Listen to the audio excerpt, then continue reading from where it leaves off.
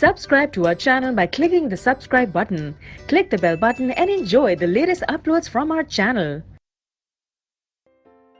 Now next topic is mode. ये हमारी तीसरी मेजर है सेंट्रल टेंडेंसी की. Mode is that value of observation. तो अगर हमें कुछ ऑब्जर्वेशंस गिवन है तो मोड वो वैल्यू होती है जो सबसे ज्यादा टाइम्स आती है ऑब्जर्वेशन के अंदर. ठीक है. सो observation that is it is an observation with maximum frequency.